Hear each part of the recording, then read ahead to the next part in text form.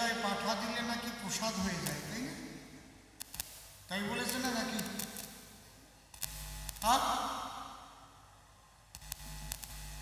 পাঠা বলি দেওয়ার আগে মায়ের নামে নিবেদন করে, তাহলে সমস্ত দেহ ধরেই তো নিবেদন করে দেওয়া হয়, তাহলে লোম ফেলাও কেন? লোমও তো আলুর দম দিয়ে প্রসাদ বানাবা নাকি? হ্যাঁ, আর এই পাঠার অন্ডকোষ তোরা কয় বাপ বেটা সোস, নারী বুড়ি ওই দিয়ে বানাও ঝুরঝুরি নাকি? গোষ্ঠী শুদ্ধ বসিয়ে শিং খাও, বসিয়ে বসিয়ে প্রসাদ। এই মাতাল ছাড়া এই কেউ কয়?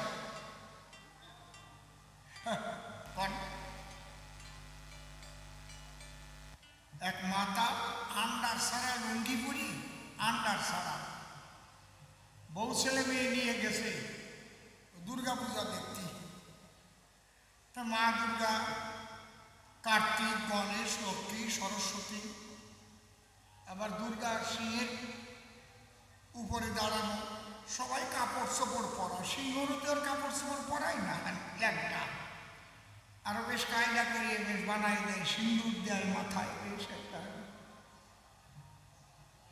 দেয় তো নাকি? ওদের সবাই দেখে ওটাকে মা দুর্গা, প্রণাম মা দুর্গা, ভালো থেকো মা। ওটাকে লক্ষ্মী মা, প্রণাম লক্ষ্মী, সরস্বতী প্রণাম, ওটাকে গণেশ, গণেশ প্রণাম, ওটাকে কার্তিক, কার্তিক, অগ্রহায়ণ, পৌষ, মাঘ প্রণাম। প্রণাম আরম্ভ হয়ে গেছে। হঠাৎ ওই সিংহে পেটের তলায় চোখ গেছে, আর দেখে টন টন করতেছে, সিঁদুর মাখানো। ওটা কি? ওটা সিংহ। ওরে সালা, সবাই কাপড় পরেছে আর ওকে ল্যাংটা রেখেছে। আমার বউ ছেলে মেয়েকে অপমান করলি তোরা, তোদের আমি অপমান করবো এই কইয়ে নিজের লুঙ্গি খুলে নাচতে আরম্ভ করছে। তোদের বুঝতে শুধু অপমান করে এলো মাতাল। না, আমাদের এই এরিয়ায় ওইরকম মাতাল নাই। কি সত্যি কথা না? কায়দা আছে। আর যদি কেউ থাকে সে তো ভাবতেছে তো কয় আমাকে। পাঠা সব বলে প্রসাদ হয়ে গেছে। পিত্ত ফেলবা কেন? পিত্ত প্রসাদ। বসেন আপনারা, ওর ঘাড়ের পেতনি ছাড়াবো, তারপরে আমি বৃন্দাবনে যাব। আপনারা আসেন তো নাকি? এগোয় এগোয় বসেন। টাক পড়ে গেছে কেন? হ্যাঁ হ্যাঁ, ধরো।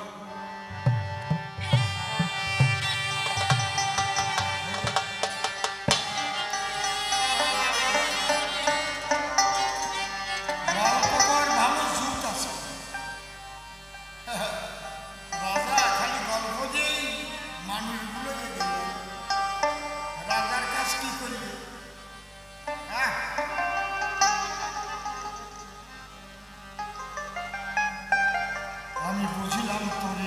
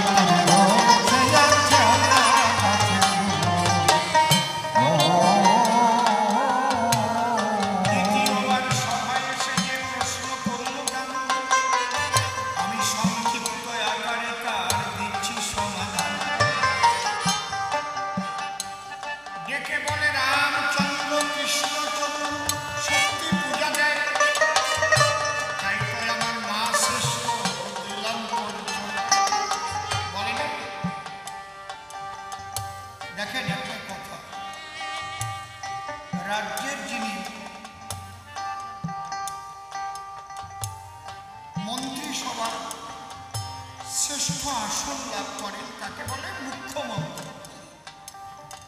কেন্দ্রের যিনি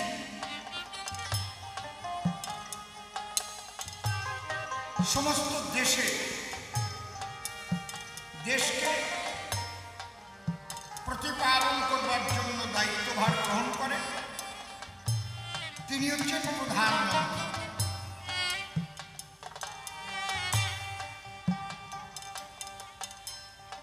আমাদের দেশটা কটা সরকার চালায় বলি? ছোট কটা সরকার চালায়?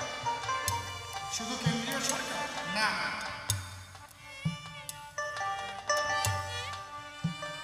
দেশের রাজ্য আছে প্রচুর। এই জন্য কেন্দ্রীয় সরকার একটা সরকার, আবার পৃথক পৃথক রাজ্যের একটা সরকার, রাজ্য সরকার। রাজ্য সরকার পারে একা? পারে না। তার জন্যে জেলা পরিষদ, জেলার সভাধিপতি, ওই জেলাগুলি মুখ্যমন্ত্রী। তারপরে পঞ্চায়েত সমিতি, ওই পঞ্চায়েতের কয়েকটা পঞ্চায়েত নিয়ে একটা পঞ্চায়েত সমিতি, তার মুখ্যমন্ত্রী। কয়টা সরকার হচ্ছে। তারপরে অঞ্চল প্রধান, কয়েকটা অঞ্চল নিয়ে আমাদের জেলা পঞ্চায়েত সমিতি হয়ে গেল। আর কয়েকটা বুথ নিয়ে এক একটা অঞ্চল হচ্ছে। সে অঞ্চল প্রধান ওই অঞ্চলের মুখ্যমন্ত্রী।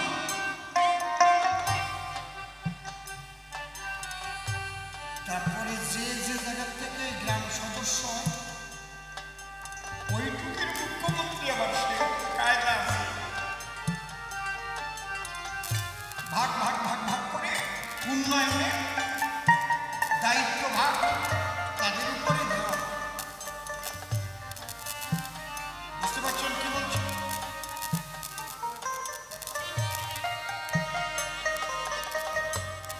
এইবার যিনি প্রধানমন্ত্রী তিনি সমস্ত রাজ্যের দেশের হেড, কিন্তু তিনি ইচ্ছা করলে টাকা দিয়ে দিতে পারেন না। আমি দয়া করে অমুক রাজ্যকে 1000 কোটি দিয়ে দিলাম না, ওটার একটা দপ্তর আছে, তার নাম অর্থ দপ্তর। তার একজন মন্ত্রী, কোনদিন প্রধানমন্ত্রী বা মুখ্যমন্ত্রী দেখবেন বাজেট পেশ করে না, বসে থাকে। বাজেট পেশ করে অর্থমন্ত্রী। বোঝা যাচ্ছে কি আমার কথা? ভারতবর্ষে কারা নাগরিকত্ব পাবে, কারা পাবে না, এ দায়িত্ব স্বরাষ্ট্র দপ্তর।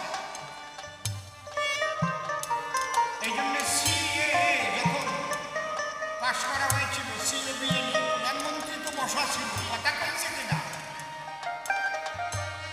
স্বরাষ্ট্র কেন তিনি বিয়ে এনেছেন, কি কি কারণে, উদ্দেশ্য কি, কারণ কি, তিনি তার স্বাক্ষরিত উদ্দেশ্য এবং কারণ ইংলিশে লিখে অবজেক্ট অ্যান্ড রিজন সমস্ত এমপিদের তারা পড়ে যে এটার দ্বারা কল্যাণ হবে কি অকল্যাণ হবে। তারপরে ডিবেট হয়, এটা হলে এই হতে পারে, এটা হতে দেব না। আর সরকার পক্ষ তার পক্ষে বলে। তাহলে প্রত্যেকটা পরিবহন দপ্তর আলাদা, অর্থ দপ্তর আলাদা, স্বাস্থ্য দপ্তর আলাদা। বুঝতে পারছেন কি বলছি? হোম দপ্তর আলাদা, স্বরাষ্ট্র দপ্তর দেখে। আবার কোনো প্রধানমন্ত্রী এগুলো দুটো তিনটে হাতেও রাখে, কোনো মুখ্যমন্ত্রী, যেমন আমাদের মুখ্যমন্ত্রী স্বাস্থ্য দপ্তর, স্বরাষ্ট্র দপ্তর এবং মুখ্যমন্ত্রী সব ওনার হাতে। পুলিশ মন্ত্রী উনি নিজে, স্বাস্থ্যমন্ত্রী উনি নিজে। বোঝা যাচ্ছে? তাহলে এই যে ভাগ করে দেওয়া হয়, প্রত্যেককে তার দায়িত্ব পালন করতে। এখন যদি হঠাৎ